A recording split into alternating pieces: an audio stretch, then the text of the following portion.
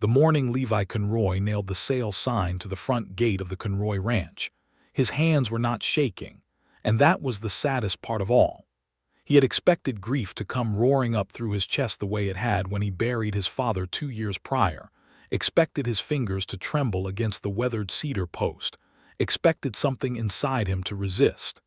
Instead, there was only a hollow kind of quiet, the sort that settles in a house after a long illness has finally ended. He drove the nail clean and straight, stepped back to look at the crooked wooden board with the words "For Sale" painted in black, and felt nothing but the dry Nevada wind pulling at the brim of his hat. It was the spring of 1882, and the high desert country outside of Carson City had been in the grip of a stubborn drought for going on 18 months. The cattle Levi had inherited from his father, Harlan Conroy, numbered less than 40 now, a far cry from the herd of 212 that had grazed these acres when Levi was a boy running barefoot between the sage. The well nearest the south pasture had gone dry in October. The one by the barn still gave water, but it came up brackish and slow, and the horses looked at him with wide, reproachful eyes whenever he led them to the trough. Levi was 28 years old, broad-shouldered and lean in the way of men who work with their bodies every day and forget to eat regular meals. He had his mother's dark eyes and his father's stubborn jaw, and he wore both like burdens he had not asked for. His mother, Clara, had passed when he was 11, and he had grown up watching Harlan keep this land alive through sheer force of will and a stubbornness that bordered on something religious. But Harlan was gone now, and Levi had inherited the will without the faith, the stubbornness without the belief that it was worth it. He had already written to a land buyer in Sacramento. The man's name was Aldrich, and his letter had been polite and efficient and smelled faintly of opportunity. Aldrich wanted the land for a mining concern that had been eyeing the eastern ridge of the property, where Levi's father had always suspected there was silver, but had never had the money to properly test. Levi did not care about silver. He cared about the fact that Aldrich's offer would pay off his debts, leave him with a modest sum in his pocket, and give him the freedom to go somewhere anywhere, where the land did not feel like a debt he owed to the dead. He had a rough plan. Sacramento maybe, or San Francisco if he was feeling ambitious. He had a cousin there, Marcus, who kept writing letters about opportunities and prosperity in the future, and Levi had spent enough mornings staring at cracked, dry earth to find the word future newly interesting. So the sign went up on a Tuesday in April, and Levi went back inside the ranch house to fry himself some salt pork and try to figure out what a man was supposed to do in the weeks between deciding to leave and actually leaving. It was on that same Thursday, 2 days after the sign went up, that the stage from Reno brought Della Finley to Carson City. She arrived with one trunk, a leather satchel worn soft as butter at the handles, and a small tin box she kept tucked under her arm with the careful attention of someone transporting something irreplaceable. She was 24 years old, with auburn hair that the Nevada wind immediately set to making trouble with, and green eyes that had a way of taking in a new place with equal parts assessment and wonder. She was not particularly tall and not particularly small, and she had the kind of face that took a moment to settle on you, not immediately striking, but the sort that stayed with you long after you'd looked away, like a melody you couldn't quite place. Della had come from St. Louis by rail to Sacramento, and then onward by a combination of rail and stage, because she had answered an advertisement in the Missouri Republican posted by a widow woman named Agnes Prentice, who needed a boarder and a helping hand on a small homestead property just outside of Carson City. The advertisement had said, "Respectable woman sought, experience with domestic work preferred, must not be afraid of hard weather or hard work." Della Finley had read that advertisement 4 times, and each time she had felt something quiet and certain settle in her chest, like a key turning in a lock she had not realized was there. She had reasons for leaving St. Louis that were not complicated but were hers alone. A broken engagement to a man named Gerald, who had turned out to be more interested in her late father's modest inheritance than in Della herself. A city that felt like it had already decided who she was and would spend the rest of her days reminding her of it. A bone-deep desire for open sky that she could not entirely explain and had stopped trying to. Agnes Prentice met her at the stage depot. A small, wiry woman of 60 with silver hair and sharp eyes who looked Della over with the frank appraisal of someone buying a horse, and then smiled with her whole face. "You'll do," Agnes said, which Della decided to take as a high compliment, and helped her load the trunk onto a wagon that looked older than the territory. The Prentice property was a small homestead about 1.5 miles from the eastern boundary of the Conroy Ranch, and Agnes explained this on the drive out, along with approximately 17 other pieces of local information delivered at a speed that suggested she had been waiting for someone to talk to for quite some time. "Conroy Ranch is the big spread you'll see if you walk east along the ridge," Agnes said. "Harlan Conroy owned it till he passed.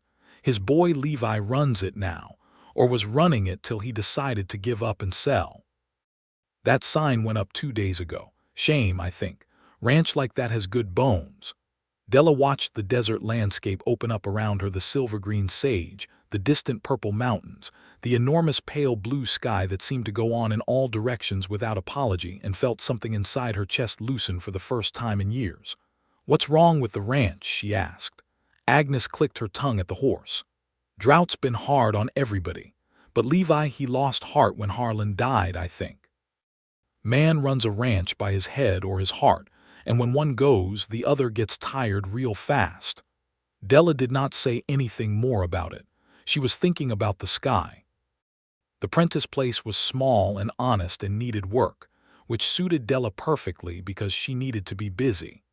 Agnes's husband had passed 3 years prior, leaving her the house, a kitchen garden that had become thoroughly wild, a milk cow named Biscuit, and a pair of horses so old they moved through the world with the dignified slowness of things that have earned their rest. Agnes herself was spirited and funny and fed Della enormous amounts of food as though she suspected her of being secretly hollow, and within a week Della had settled into a rhythm that felt, inexplicably, like home. She cleaned. She cooked. She fixed the broken hinge on the chicken coop, and when she got the chickens back in order, she turned her attention to the kitchen garden, which was overgrown with weeds and bitter with neglect. The soil there was the same high desert clay that covered most of the region, dry and pale, the color of old bones. Most people would have looked at it and seen difficulty. Della looked at it and saw a project. She spent a morning pulling weeds by hand, her sleeves rolled up, her hair pinned back with a pair of wooden pins she had carried from St. Louis, talking to herself under her breath the way she did when she was working something out. It was the following morning, a bright Friday in late April with the wind coming off the mountains cold and smelling of pine, that she walked east along the ridge road to get a sense of the land around her, and found herself standing at the gate of the Conroy Ranch reading the for sale sign. She was standing there, one hand resting on the gate post, when she heard boots on the porch steps behind the fence line, and looked up to find a man watching her from the other side. Levi Conroy was wearing a work shirt with the sleeves rolled up, and a pair of dust-colored trousers tucked into boots that had seen considerable better days. His hat was pushed back on his head in the way of someone who had forgotten it was there. He was looking at her with an expression she could not quite read, not unfriendly, but guarded in the specific way of a person who has grown accustomed to being on their own. "Can I help you?" he said. "I was reading your sign," Della said, because it was true and she saw no reason not to be direct about it. "Sign says for sale." "I can read. Are you selling because you want to or because you think you have to?" There was a pause. He tilted his head slightly. "That's a particular kind of question to ask a stranger. I'm Della Finley. I'm boarding with Agnes Prentice. Now we're not strangers." She extended her hand over the gate with the comfortable assurance of a woman who has decided that social formalities are useful only when they serve a purpose. He came forward after a moment and shook it, His hand was rough and warm and very certain. "Levi Conroy," he said. "The question stands," she said. He looked at her steadily for a moment, and she got the sense that very few people asked him direct questions, and that he did not quite know what to do with the experience. "Does it matter?" he said finally. "Probably not to the buyer," she said, "but I think it might matter to you." She did not wait for him to answer.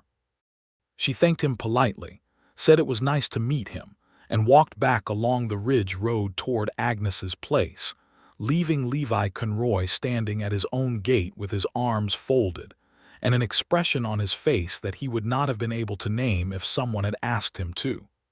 He thought about the question for the rest of the day. He was not accustomed to thinking about his own motivations. He was more comfortable with tasks, with lists, with the physical language of ranch work. And the question she had dropped so easily into the morning felt like a stone in a still pond, sending rings out in directions he had not anticipated. Was he selling because he wanted to or because he thought he had to? The honest answer, the one he had not said aloud to another living soul, was that he did not know any more where the want ended and the obligation began. He had spent 2 years running this ranch alone, making every decision alone, lying awake alone listening to the wind work at the eaves of the house his grandfather had built. And at some point, the aloneness had become so large that it had taken up residence in every room of the house and every corner of the land, and he could no longer remember what it had felt like before it was there. He wrote to Aldrich in Sacramento that evening to confirm that he was still interested in moving forward with the sale. Then he sat at the kitchen table for a long time looking at the letter before he sealed it. He did not send it that week. He told himself it was because he needed to get one more look at the east boundary before he committed to anything. He rode out on Saturday morning on his bay gelding, a dependable animal named Drum, and spent the better part of the day walking the fence lines and checking the condition of the grazing land and trying to be honest with himself about what he was doing. The land was dry, yes. The cattle were thin. But the east pasture still had good grass where a spring fed it from underground, and the ridge above the south pasture was solid rock and good timber, and the ranch house itself was sound. He found himself standing at the window of the barn on Sunday morning looking out at the yard with a different quality of attention than he had brought to the place in months, and he could not entirely explain why. He saw Della Finley for the second time on Monday, at the general store in town. She was buying seed packets and a length of cotton cloth, and debating the relative merits of 2 different kinds of bean seed, with a patience and seriousness that made old Jim Abilene behind the counter look both confused and entertained. Levi came in for nails and lamp oil and stood at the counter waiting and did not say anything right away because he found he was content to watch her make her argument, which she did with great precision and a kind of cheerful determination that he had not encountered in quite this combination before. She won the bean argument. Jim gave her the better seed at the standard price, shaking his head in a way that was not displeased. "Mr. Conroy," she said, turning and seeing him. She seemed genuinely pleased, which caught him slightly off guard. "Miss Finley," he said, "I'm planting a kitchen garden at Agnes's place," she said, holding up the seed packets as evidence. "The soil is difficult, but I think it can be worked. Have you had much luck with gardens on your ranch?" He thought of the kitchen garden his mother had kept, which had gone to weeds the year she died and had never recovered. "Not in recent years," he said. "The secret is preparation," she said with great confidence. As though this were a recently arrived piece of wisdom she was delighted to share. Most people give up on difficult soil because they don't prepare it. They just stick seeds in and hope. She said goodbye to Jim, nodded pleasantly to Levi, and went out the door with her seed packets and her length of cloth, and Levi stood at the counter for a moment longer than was necessary before he remembered what he had come in for. That week, he did not write to Aldrich. He started noticing small things instead. The way the kitchen garden at his own house caught the south light from 7 in the morning until well past noon. The fact that the well by the barn, though brackish, had actually been improving incrementally. He had measured the water table twice now, and each time it had come up a quarter-inch higher than the time before. The east spring was still running. He had 3 good mares who were in foal, which meant the herd could rebuild itself if he could get through the summer. He rode the fence line again on Wednesday and spent an hour mending a stretch near the south pasture that had been on his list for months. He was not sure what had changed exactly. He was not sure anything had changed. He just found he was not in a hurry anymore. On Friday, he walked over to Agnes Prentice's place with no particular excuse and found Della in the kitchen garden on her hands and knees in the dirt, a trowel in one hand and a very serious expression on her face. "The drainage is wrong," she said without looking up, which told him she had heard his boots on the path and simply had not bothered to stop what she was doing. He found this refreshing in a way he could not entirely articulate. Most people stopped what they were doing. "I can see that," he said. He crouched down at the edge of the garden and looked at the grade of the soil. "You need to trench it along the north end. Let the water move east instead of pooling." She looked up then. She had a streak of dirt across her left cheekbone and was apparently unaware of it. "Do you know soil drainage?" "I run a cattle ranch in high desert country," he said. "I know a great deal about soil drainage." She sat back on her heels and looked at him with that particular quality of attention she had, the kind that made a person feel they were being genuinely considered. "I would be very grateful for your advice," she said. "Would you like some coffee first?" "Agnes makes terrible coffee, but I've been making it myself for the past week, and I think it's considerably improved." He had coffee. He stayed for 2 hours, helping her trench the north end of the garden and explaining the water table of this particular stretch of high desert, while she listened with the focused attention of someone who intends to remember everything. Agnes brought out biscuits and watched the 2 of them from the porch with an expression of private satisfaction that she did not bother to conceal.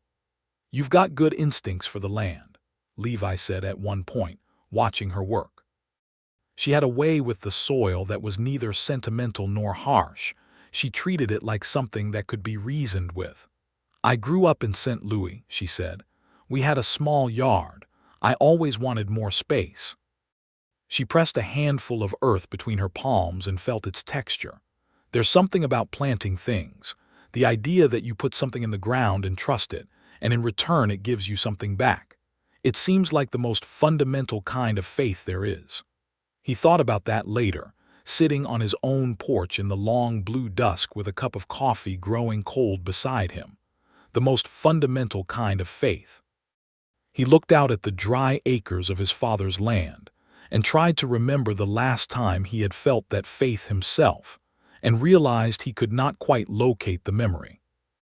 Somewhere around the first winter after Harlan died, it had quietly slipped away, and he had been so busy trying to keep everything functioning that he had not noticed its absence until now. He did not send the letter to Aldrich. The spring days grew warmer and longer. The Nevada sky deepened from its pale winter blue to a richer, more saturated shade that seemed to hum with light. Della came to the general store twice a week, and each time came home with something new, more seed varieties. A book on kitchen garden management borrowed from the small lending library that Jim Abilene kept in the back room. A length of fencing wire she had decided would be perfect for training climbing beans.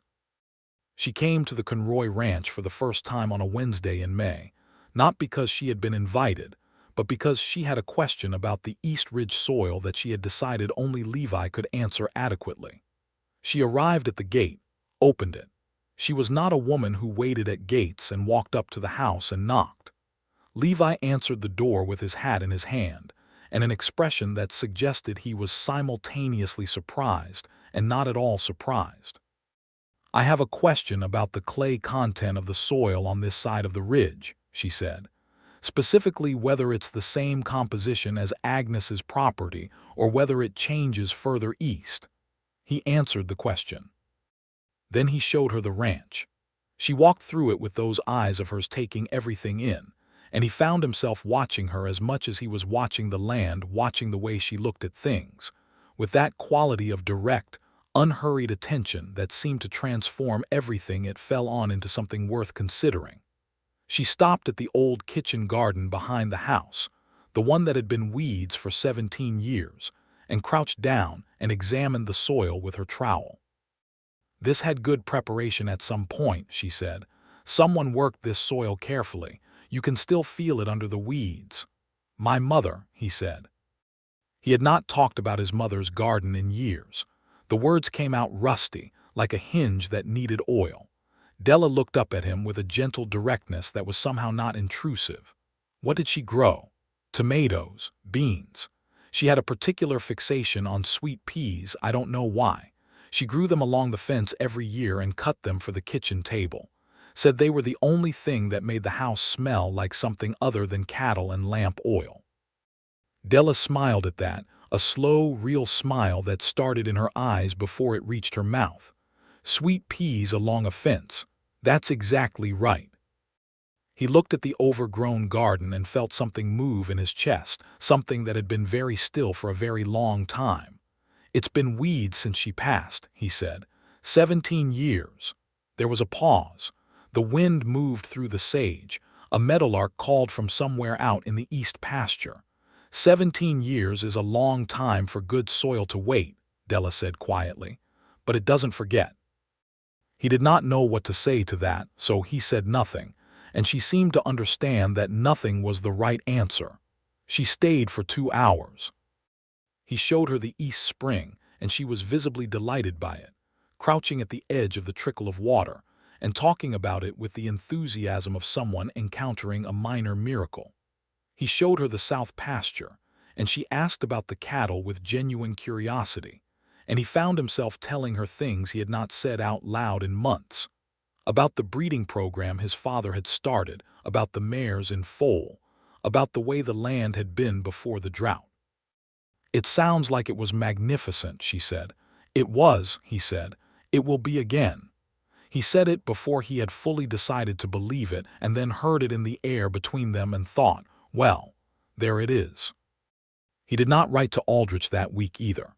He started working on the east fence line instead, a stretch of several hundred yards that needed new posts and fresh wire.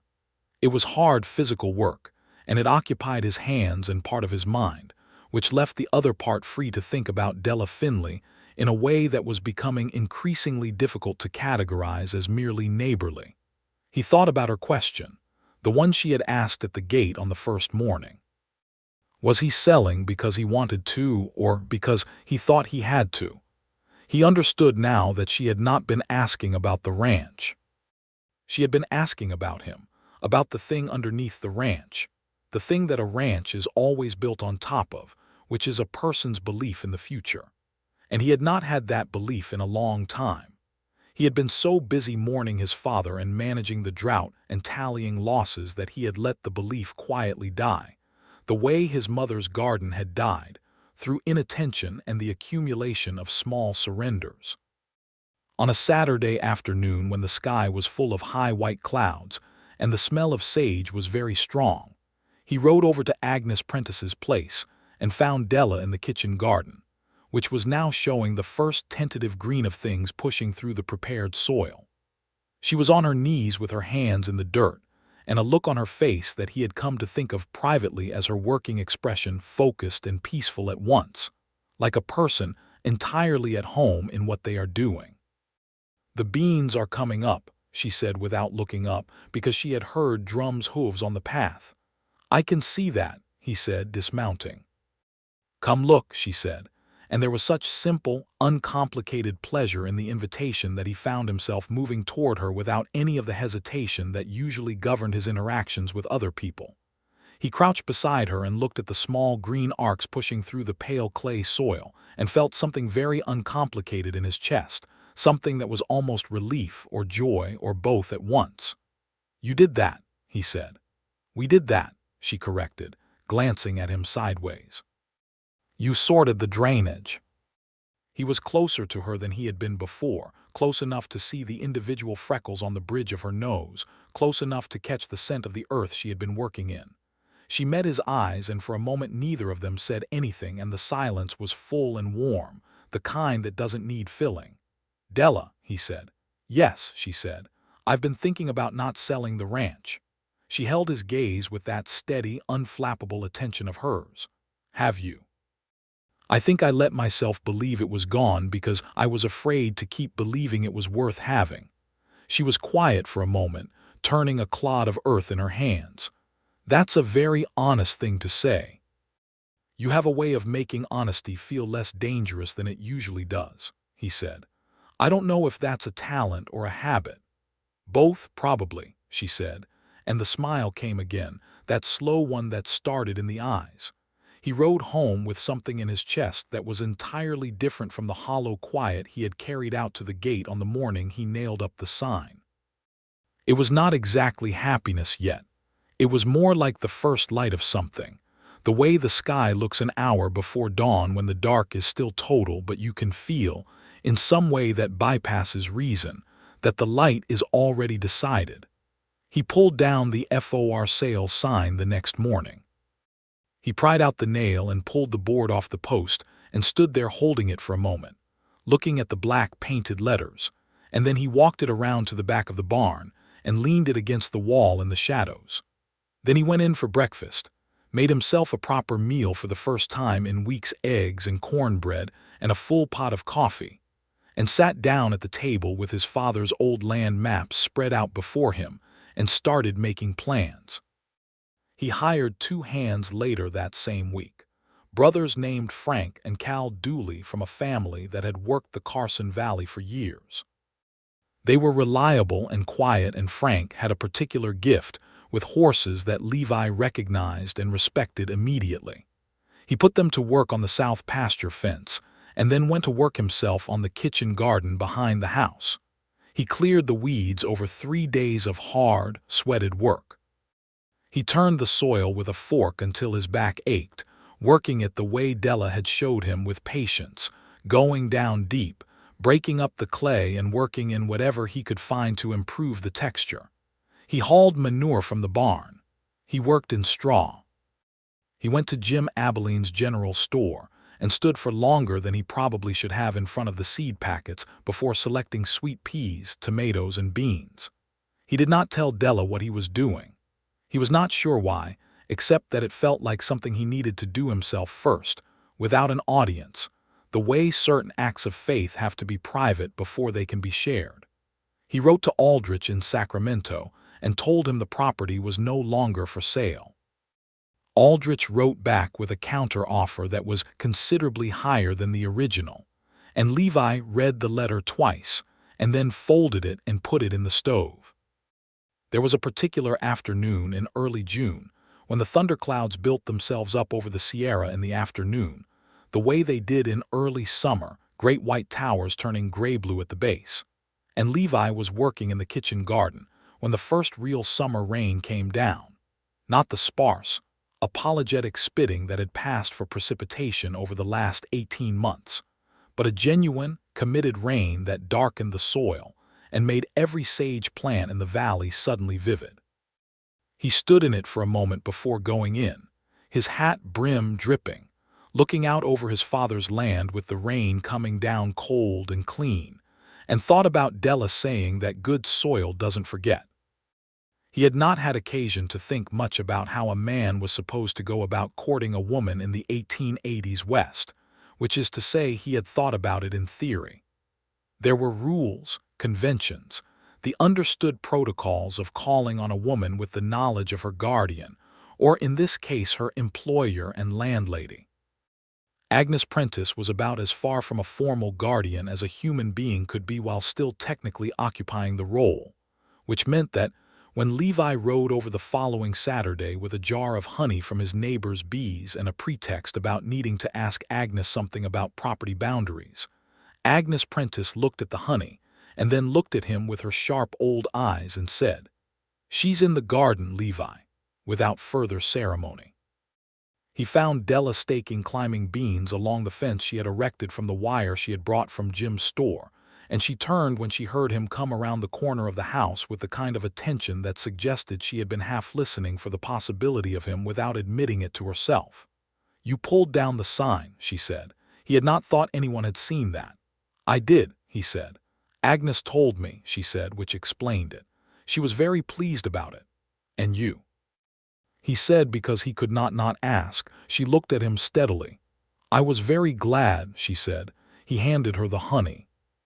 She took it with both hands and looked at it and then looked at him, and something passed between them that was too clear and direct to be called anything but what it was. "I wonder," he said, "if you might be willing to come see what I've been working on at the ranch." She came the following Sunday, with Agnes's express and enthusiastic blessing. Levi met her at the gate, a different gate interaction from their first, and walked her around the side of the house to the kitchen garden. She stopped when she saw it. The garden had been cleared and turned and planted with the careful, systematic attention of a person who has been paying very close attention to how it is done. The beds were well formed, the drainage thoughtfully managed, and along the south-facing fence there were the beginnings of sweet pea tendrils just beginning to find their way upward along the wire he had strung for them. Della stood very still for a moment, looking at the garden, and he watched her face. "Sweet peas," she said quietly. "Along the fence," he said, "like she had them."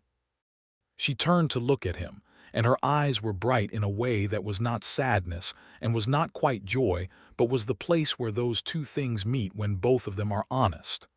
"Levi," she said, "I want this place to be a home again," he said. He had thought carefully about what he wanted to say and had decided the simplest words were the true ones. "It hasn't been one in a long time. I think I'd forgotten that was something a ranch was supposed to be. And then you asked me a question at a gate and I started remembering." She was quiet for a moment, looking at the garden and then looking at him. "I left St. Louis because I wanted to find a place that felt like mine," she said. "I've been here 6 weeks and this valley already feels more like home than anywhere I've lived in years." She paused. "I think home is less about the place and more about what you allow yourself to feel there." "What do you feel here?" he asked. She looked at him with the full weight of those green eyes, and in the honesty of the look there was an answer that needed no additional words, but she gave them anyway because she was Della Finley and she believed in the utility of directness. "Like I want to stay," she said. He took her hand then, which was rough and warm from her work in Agnes's garden, and she let him, and they stood there in his mother's kitchen garden with the sweet peas beginning their slow climb up the fence, and the Nevada sky enormous and blue above them. And it was the simplest and most sufficient moment of his life in years. He began calling on her formally, which is to say, he came over on Sunday afternoons, and stayed for supper, and they sat on Agnes's porch in the long evenings, and talked about everything and nothing with the comfortable thoroughness of people who find each other genuinely interesting. Agnes brought out pie, and then retreated with the satisfied air of a general who has executed a successful campaign and feels no need to be present for the victory celebration. They talked about his father, about what Harlan had been like, fierce and funny, and prone to grand pronouncements about the land that had turned out more often than not to be correct. They talked about Della's father, a schoolteacher who had died of typhoid when she was 19, leaving her and her mother to manage on a modest pension, and about Gerald, the former fiancé, whom Levi heard described with a restraint that suggested a much larger and more complicated story underneath. He was a man who valued the idea of things more than the things themselves, Della said one evening, holding her coffee cup in both hands and watching the far mountains turn purple in the dusk. He valued the idea of a wife and the idea of a future and the idea of respectability. When I understood that, everything became very clear. "What made you understand it?" Levi asked. "He told me once that the yard behind our house was too small for a proper garden," she said. "He said it as though that were the yard's problem and not his." Levi looked at her for a long moment. "A man who can't see what a garden could be," he said, "is missing something fundamental." She looked at him over her coffee cup. "That is exactly what I decided," she said. Frank and Cal Dooley proved themselves reliable and skilled, and the ranch began its slow emergence from the worst of its difficulties. The summer rain had come early and kept coming with more regularity than the region had seen in 2 years, and the east pasture that fed from the spring showed strong green grass by July. Levi's 3 mares foaled in June and July, 2 fillies and a colt, and the sight of those young horses in the morning light did something to his chest that he recognized as the return of the fundamental kind of faith. He rode out to check the cattle on a morning in July and found the herd looking better than it had in 18 months, better weight, better condition, the beginning of a genuine recovery. He sat on drum in the middle of the east pasture with the morning sun coming up clean and gold over the ridge and thought, this is salvageable, more than salvageable. There was a problem that summer with a water dispute. A neighboring rancher named Vance Hollies, who owned property to the south, had been diverting water from a shared creek that both properties had traditional access to. And when Levi rode down to discuss it, Hollies was not inclined to be reasonable about it. The confrontation was tense and unpleasant, involving 2 of Hollies's men standing behind their employer with their arms folded in a way that was not subtle, and Levi kept his voice level and his hands visible and his points clear. And eventually, Hollies backed down, partly because the law was plainly on Levi's side, and partly because there was something in the way Levi Conroy stood his ground quietly, without drama, without any interest in violence. That reminded a reasonable man of the quality of immovable conviction. He told Della about it that Sunday, and she listened with the quality of attention she always gave to things that mattered, and when he was done she said, "You held your ground without making an enemy." "I tried," he said. "Your father would have handled it the same way," she said. She had never met Harlan Conroy, but she knew him by now the way you can know someone through the testimony of a person who loved them, and she spoke about him with a quiet authority that Levi had come to trust. "How do you know that?" he asked. "Because the ranch is still here," she said simply. "A man who can't hold his ground without making enemies doesn't keep a property like this for generations. Your grandfather built it, and your father kept it, and they were men who knew when to stand still." He looked at her in the long evening light on Agnes's porch and thought about the fact that he was going to ask her to marry him. He had been thinking about it with increasing clarity for several weeks, working his way toward the certainty of it the way you work your way toward a horizon. Always getting closer, never quite arriving, and then suddenly standing inside what you were looking at and realizing it's larger and more real than it was from a distance. He was not a man who made speeches or declarations easily, but he had given the words careful thought, which was his particular way of preparing for things that mattered. He asked her on an evening in late August when the heat had broken, and the air coming off the mountains was cool and scented with pine and sage, and they had walked out along the ridge road after supper. A walk they had fallen into the habit of, that hour of shared evening air that had become as necessary to both of them as water. He stopped walking at a point on the ridge where the valley spread out below them in both directions, and the Conroy ranch was visible in the late gold light, the house and the barn and the east pasture green with recovered grass, and the kitchen garden was just visible behind the house, and the sweet peas on the fence had been blooming all summer, cutting great bunches of which had gone into a jar on the kitchen table exactly as his mother had always done. "I have something to say," he said. She turned to look at him with those eyes, steady and open. "I was ready to sell this ranch and leave," he said. "I had the sign up and the buyer's letter in my hand, and I was as close to gone as a man can be without being gone. And then you asked me a question at a gate, and you planted seeds in a garden, and you called a place you'd only known for 6 weeks home, and you reminded me what it feels like to believe in something." He stopped, collected himself, and kept going. "I want to share this land with you. I want to build something here with you, a real home, the kind that takes years and work and intention, the kind that doesn't happen by accident. I want to grow old looking at this valley with you beside me." He paused. "Della Finley, will you marry me?" She was quiet for a moment that lasted long enough for him to feel the full weight of his own vulnerability. And then she said, "Yes." And the word was so complete and certain that it landed in him like the first rain after a long drought, immediate, real, and entirely transformative. He reached for her hand and she came to him, and he put his arms around her, and she rested her head against his chest with the ease of someone arriving at a place they have been looking for. And they stood on the ridge with the valley below them, and the sky turning all shades of rose and amber and gold.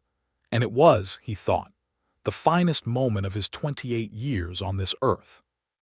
Agnes Prentice, when informed the following morning, burst into tears of satisfaction and then immediately began planning a reception with the organizational energy of a woman who has been waiting for exactly this occasion. She made 3 kinds of pie in a single afternoon, and told everyone in town about it with great enthusiasm and no regard for subtlety, so that by the time Levi got to the general store on Thursday, Jim Abilene was congratulating him before he had fully cleared the door. They were married in October, when the Nevada sky was the particular deep blue of autumn and the mountain aspens had gone gold.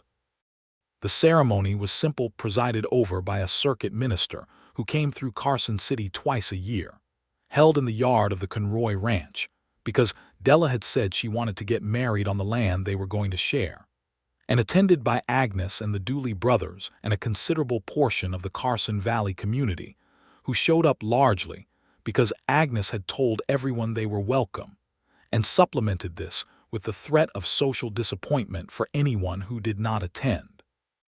Della wore a dress she had made herself from fabric she had ordered from Sacramento, a warm cream color with small blue flowers that Agnes said made her look like spring. She carried sweet peas from the garden, a bunch tied with a piece of blue ribbon. Levi wore his best coat and a new shirt and stood at the edge of the garden where his mother's kitchen beds were still showing the last of the autumn growth. And when he saw Della come out of the house on Agnes's arm, he experienced a feeling so complete and clear that it seemed to reorganize everything inside him into a new and more truthful configuration. "You look," he said when she reached him, "like everything good that ever happened to this ranch." She smiled at that, the full, slow smile that started in her eyes, and took his hands. They said their vows with the kind of simplicity that is its own eloquence, and the minister pronounced them husband and wife as the autumn sun came down warm on the garden and the valley, and Levi kissed his wife with his hands on her face and the sweet smell of the cut peas in the air between them. The wedding supper was laid out on long tables in the yard, and Agnes had indeed made 3 kinds of pie and had also organized a group of women from town who had brought enough food to feed the entire Carson Valley twice over. And there was music from a fiddle player named Old Charlie, who was 80 if he was a day, and played with the effortless authority of someone who has made the fiddle do what he wanted for 60 years. Levi danced with his wife in the yard of his father's ranch, his mother's ranch, his ranch now, with the October stars beginning to appear in the blue-dark sky overhead, and felt the kind of happiness that is not loud or dramatic but is instead very steady and very deep. The kind that goes all the way down, the way good soil does, and holds whatever you plant in it. They settled into the ranch with the comfortable efficiency of 2 people who have already been learning each other for months, and have built, without quite realizing it, all the habits of genuine partnership. Della took over the kitchen with the organized pleasure of someone who has been waiting for a kitchen worthy of her attention, and very quickly, the Conroy Ranch house smelled like things that had not been cooked there in years, bread and stewed tomatoes, and the particular herbal scent of things drying on the rack above the stove that she had installed with Frank Dooley's help. She expanded the kitchen garden in the spring, pushing it east and south along the fence line to take advantage of the good sun, and planted it with more varieties than Levi had known to name 3 kinds of tomatoes, summer squash, climbing beans in 2 colors, sweet peas of course along the south fence, and a row of marigolds along the border because she said they kept the aphids away, and because they were the color of July. He watched her in the garden in the mornings when he came out for his first cup of coffee. This woman who had come to his gate one April morning with a question, and stayed to call his land home, and felt a gratitude so specific and particular that it was almost like a physical sensation, a warmth behind the sternum, a loosening of the place where tension had lived for so long he had forgotten what it was like not to carry it. They were partners in every sense of the word. She kept the books for the ranch, a task she took on because she had been keeping books for various household accounts since she was 16, and because she had looked at Levi's ledgers and said, with great gentleness, that they needed someone who knew what a ledger was supposed to look like.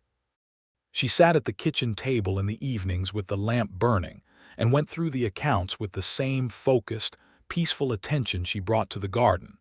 And within 2 months, the ranch's finances were in the clearest order they had been since before Harlan's final illness. The cattle herd rebuilt itself through the following year cautiously, practically, one decision at a time. Levi kept his herd quality high and his numbers moderate, understanding now that the land's carrying capacity was something to be respected rather than tested. And by the spring of 1884, the Conroy Ranch was operating at a genuine profit for the first time since the drought had begun. He bought 2 more horses, a young stallion with excellent conformation to improve the breeding program, and a small, sturdy mare that he bought specifically because she was gentle, and he had begun thinking about the future in a new and particular way.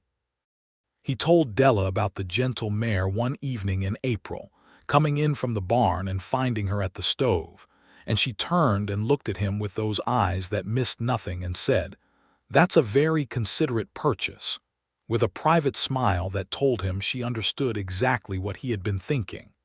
In July of 1884, Della told him she was expecting. He was in the kitchen when she told him, sitting at the table with coffee, and he was very still for a moment while the news arranged itself in his understanding, and then he stood up and went to her and held her for a long time without saying anything, because everything he felt was too large for words and he was honest enough not to try to reduce it. He did say, eventually into her hair, "My father would have wept." And she said, "Then we'll have to do the weeping for him." He held this ranch differently after that, if that was possible. He walked the fence lines with a new awareness of them as boundaries of something he was building not just for himself but forward into time, into a future that would include people he had not yet met and could not yet imagine, people who would grow up knowing this land as home the way he had known it as a boy, which was the most specific and irreplaceable kind of knowing there is. Della's pregnancy was uncomplicated. She was healthy and practical about it, unwilling to be treated as fragile, which had to be navigated carefully because Levi had a natural instinct toward protectiveness that he had to regularly remind himself to calibrate. She continued in the garden well into the summer, insisting that fresh air and useful work were better for her than sitting still, and the kitchen garden that year was the most abundant it had been in the ranch's memory, the tomatoes heavy and red on the vine, the beans climbing their wire fence with an enthusiasm that seemed personal, the sweet peas, a riot of color along the south fence that perfumed the whole yard on warm mornings. Agnes Prentice came over for supper twice a week and treated the pregnancy with the brisk, affectionate competence of someone who has been waiting her whole life to be useful in exactly this way. She arrived one Tuesday in September with a quilt she had been secretly making for months, in shades of blue and cream and gold that she said she had chosen, because she had been sure all along it was going to be a boy, though she acknowledged she had no particular evidence for this and was simply operating on instinct. Agnes's instinct proved correct. Thomas Harlan Conroy arrived on a cold morning in early December of 1884. In the bedroom of the ranch house where 3 generations of Conroys had been born, delivered by a calm and competent midwife named Mrs. Jarvis, who had been present at approximately 200 arrivals in the Carson Valley and treated each one with the same brisk, tender efficiency. Levi held his son for the first time standing by the window, where the December light came in thin and silver and clean, and the baby was impossibly small and impossibly real, and looked at his father with the unfocused, ancient gaze of newborns that suggests they have come from somewhere that has not yet entirely released them. He named the boy Thomas for Levi's grandfather and Harlan for his father, and when he said the full name aloud for the first time, standing in the bedroom of the ranch house with his wife in the bed behind him and the winter light on the land outside, he felt the generations of it, the long chain of people who had loved and worked and lived on this land gather around him like warmth, and he understood why his father had held on so fiercely and was profoundly grateful that he had not walked away. Della was magnificent. She recovered with the same practical efficiency she applied to everything, and was back in the kitchen within a week and peering at the winter dormant garden with plans for the spring within 2. She nursed Thomas in the mornings by the stove while Levi was out doing the early chores, and when he came in, she would look up from the baby's face with that particular expression, the full, complicated warmth of a woman who is exactly where she chooses to be, and it struck him every single morning like something new. Thomas was a serious baby, observing the world with an intensity that Levi recognized and Della found endlessly entertaining. He grew quickly and well into a bright, curious boy who was following his father around the barn by the time he could walk, and who said his first word, which was horse, spoken with great conviction while pointing at drum, at 11 months, which Levi took as a very good sign for the future. Agnes Prentice became, in practice, the boy's grandmother. She arrived for supper twice a week, as she always had, and added to this a Thursday afternoon visit specifically dedicated to Thomas, during which she told him long and involved stories about people he would not know for years and fed him small bits of biscuit with the careful indulgence of someone well aware that she is getting away with something. The ranch grew. The herd grew carefully, managed with attention to quality and to what the land could sustain. Levi hired a third hand, a young man named Pete Rios from a ranching family down in the valley, whose knowledge of cattle and whose quiet, steady work ethic Levi respected immediately. Pete's family had ranched in Nevada for 2 generations, and there was an ease and competence in the way he worked with the animals and the land that told you the knowledge went deep. Levi was direct and fair with his men, and paid them honestly and treated them as skilled people whose labor was genuinely valuable, which was not universal practice in the ranching world of that era, and which earned him a particular kind of loyalty from Frank and Cal and Pete that made the operation of the ranch considerably more effective than it would otherwise have been. There were still hard seasons. The West was not a place that offered ease as a permanent condition, and the land was beautiful and productive, but also demanding and occasionally brutal. A late spring storm in 1885 killed 7 of the younger cattle before they could be brought in, and Levi and his men worked 3 days straight in brutal cold to save the rest. There was a summer in 1886 when the grass in the West pasture was struck by a blight that took a month to identify and address. There were the ongoing minor battles of fencing and water rights, and the general difficulty of maintaining machinery and infrastructure with limited resources and enormous distances. Della absorbed all of this with the same equanimity she brought to everything. When the storm cost them the young cattle, she sat with Levi at the kitchen table the night after and went through the numbers with him until they found the path through, and when she found the path she pointed to it and said, "There, that's where we are," and he looked at the numbers and understood that it was survivable, which was all you needed to know in the immediate aftermath of a loss. She had a gift for finding the clear line through difficult things, which he had come to depend on in ways he could not have anticipated when she was a stranger at his gate with questions about soil drainage. She did not soften difficult things or pretend they were not difficult, but she had an absolute certainty that difficult things were temporary and that the work of getting through them was both possible and worthwhile. And this certainty, This fundamental faith in the future was the most useful and most beautiful thing about her. Thomas turned 3 and learned to sit a horse. Levi put him on the gentle mare he had bought 2 years prior, a small chestnut named Clover who seemed to understand that she had a particular responsibility in this situation and moved accordingly, and held the lead rope and walked the boy around the yard while Della watched from the garden with her hands over her heart and tried to look calm. "He's completely natural," Levi said afterward, coming into the kitchen flushed and proud. "He's 3, Della said. "He was natural falling off the porch steps yesterday, too." But she was smiling. In the spring of 1887, Della told him she was expecting again.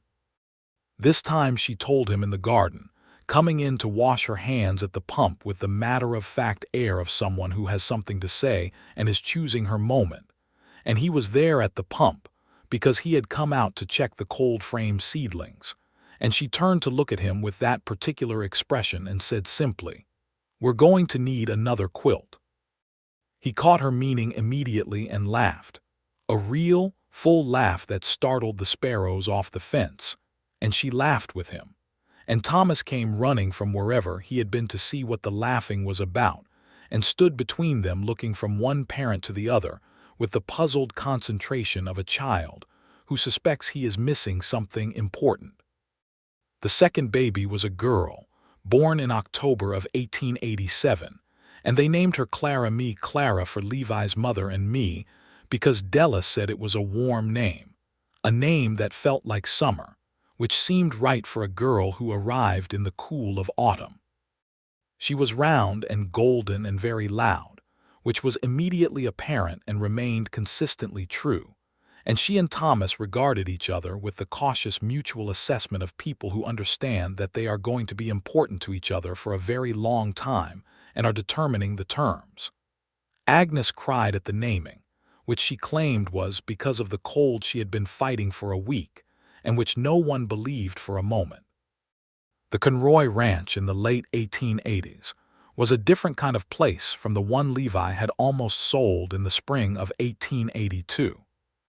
It was not easier. Exactly the work of a working ranch does not ease. It simply becomes more familiar, which is its own kind of comfort. But it was alive in a way it had not been. The kitchen garden was generous and well-tended, and Della had added flowers the length of the front fence that made the approach to the house something to come home to. The barn had been repaired and extended. The house itself had been added to a second bedroom, a larger kitchen, with the pragmatic ingenuity of people building what they need with the materials and the hands available to them. Frank Dooley's wife, Ellen, had joined the small community of the ranch with her own considerable domestic skills, and she and Della had developed a friendship that was rich and easy and mutually sustaining, and the two families ate supper together on Sundays with a regularity that had become one of the settled pleasures of the week. Pete Rios had proved himself indispensable in ways that went beyond what he was hired for, and Levi promoted him to foreman with a salary increase that was overdue, and which Pete received with a quiet, straight-back dignity that told you he had been expecting it for approximately 6 months and had been patient about it out of respect. There was an afternoon in the fall of 1888 when Levi was coming in from the east pasture at the end of a long day, the sun low behind the Sierra and the sky the color of fire, and he stopped Drum at the ridge where he had once asked Della to marry him and looked down at the ranch below him.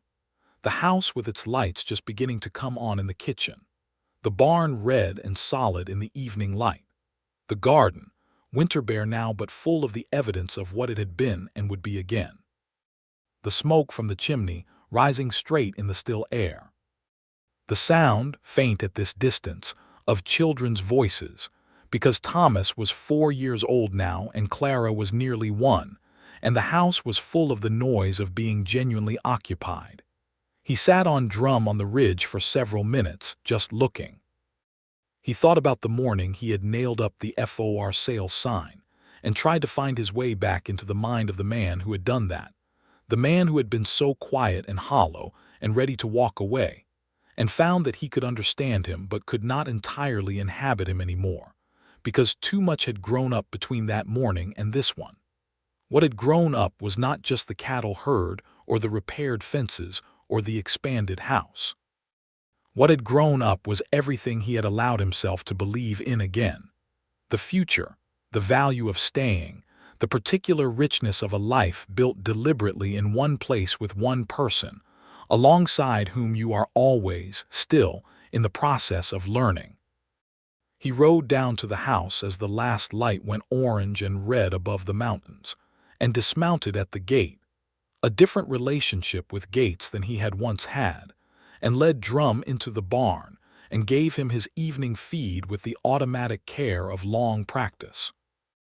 Then he went in through the back door, the kitchen door, stomping the dust off his boots, and found the kitchen full of warmth and lamplight and the smell of supper, and Della at the stove stirring something with Thomas beside her on a step stool being gravely and somewhat unreliably helpful, and Clara in her wooden chair making her opinions known about whatever had most recently attracted her attention. Della turned when she heard him come in and looked at him with those eyes, the green of them warm in the lamplight, and gave him the smile, the full one, the real one, and said, "Sit down. This is almost ready." He sat down at the kitchen table of his grandfather's house, his father's house, his house, and looked at his family in the warm kitchen light, and thought about good soil and seeds and the most fundamental kind of faith. "Levi," Thomas said importantly, because he had recently decided to address his father by name, a development that had seemed to amuse Della greatly and Levi not quite as much. "Thomas," Levi said. "I fed Clover today," Thomas announced. "All by myself." "I heard," Levi said, though he hadn't. "Good work." Thomas looked satisfied and went back to his pot-stirring duties. Clara banged the arm of her chair. Della lifted the supper pot and turned to carry it to the table, and Levi stood automatically to take it from her, their hands meeting on the handle in the well-practiced choreography of a shared domestic life. And she let him take it with the slight smile that meant she was letting him take it not because she couldn't carry it herself, but because she knew it mattered to him. He set the pot on the table, and she began to dish it up, and he sat and looked at the kitchen, the dried herbs on the rack, the seed packets arranged by the window for next spring already, the jar of sweet peas long dried and finished, but the glass kept on the sill because she kept meaning to rinse it and hadn't yet, and felt the fullness of it, the completeness of it. "I was thinking," Della said, sitting across from him and spooning food into Thomas's bowl over his enthusiastic objections, "about the north corner of the garden." "What about it?" he said. "I think we could take it out another 6 feet. The soil there is good now. I can feel the difference from when I started. We've been working it for 6 years and it's beginning to behave. What do you want to plant there?" She looked up at him with the excited expression she got when she was about to describe something she had been thinking about for a while. "I want to try fruit trees, 2 apples, maybe a pear.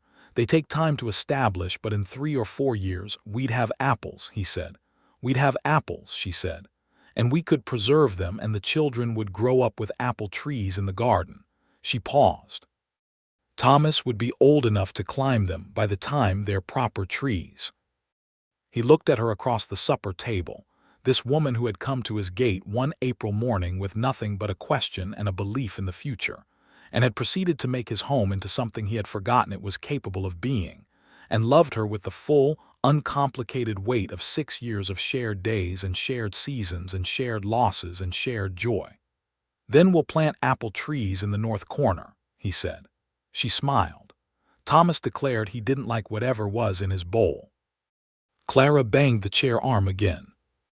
Outside the kitchen window, the October stars were beginning to appear in the dark Nevada sky, the same stars that had been over this valley since before there was a house here, since before there was a garden, since before there was anyone to look up and feel small and grateful beneath them. Levi Conroy had been ready to sell this land and leave. He had been a man so emptied of belief that he could drive a nail without his hands shaking, which is its own kind of terrible. And then a woman with green eyes and dirt on her cheekbone had planted seeds in a garden and called the valley home as naturally as breathing, and had given him back the thing he had lost without knowing exactly when he'd lost it. The knowledge that staying is not the same as being trapped, and that building is not the same as being burdened, and that love is very much like a garden, which is to say it requires preparation and patience and faith, and the long willingness to tend something carefully for no immediate reward, except the absolute certainty that what you are doing is right. The apple trees were planted the following spring, 2 young Gravenstein trees and a young Bartlett pear, set in the prepared north corner of the kitchen garden on a morning in April, when the Nevada sky was the clear, specific blue of new beginnings. Levi and Della planted them together, with Thomas watching from his perch on the fence with solemn attention and Clara on a blanket in the grass nearby, and they set each tree carefully in its prepared hole and firmed the soil around the roots and stood back and looked at them, small, provisional, impractical in the immediate sense, and entirely right. 3 to 4 years, Della said. We'll be here, Levi said. She took his hand, and they stood in the morning light in the garden that had become the heart of the ranch, and the ranch had become the heart of their life, and their life had become the kind of thing that takes years and intention, and 2 people who choose each other again, in every season. And in 3 years the trees were taller than Thomas, who had taken a proprietary interest in them from the beginning. And in 4 years the Gravenstein bore its first handful of small, tart apples, and Della brought them in and made a small pie that barely filled the tin, and they ate it at the kitchen table, and agreed it was the finest thing any of them had tasted. By 1892, the trees were established and generous. The garden had been extended twice more, and the Conroy Ranch had added a second barn for the horses and a third hand, and a reputation in the Carson Valley for well-managed land and good cattle, and the kind of household where a person was fed and treated as a human being regardless of their circumstance. There was a third child in 1891, a boy they named James, after no one in particular but because Della had always liked the name, and it suited him the moment he arrived, solid and unhurried and very certain about his opinions from the beginning.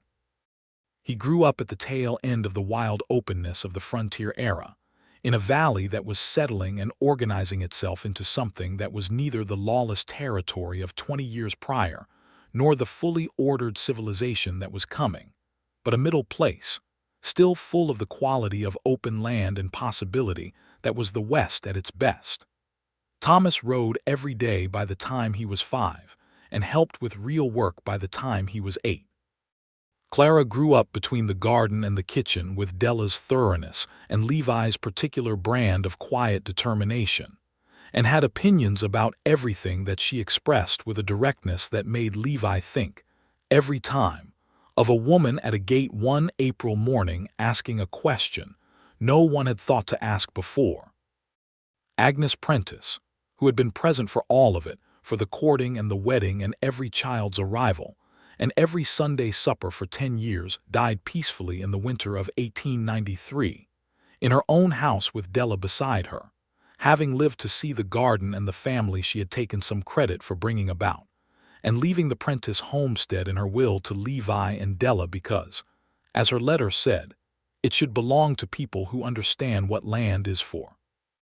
They mourned her genuinely and completely, because she had been genuinely and completely important, and they kept her memory in the way that people keep what matters, not as grief, but as presence, her name in the conversation, her recipe for the apple pie that had become the family's particular version of celebration, her rocking chair on the porch where Levi sometimes sat in the evenings and felt, in the way of things that cannot quite be explained, that he was not entirely alone in it.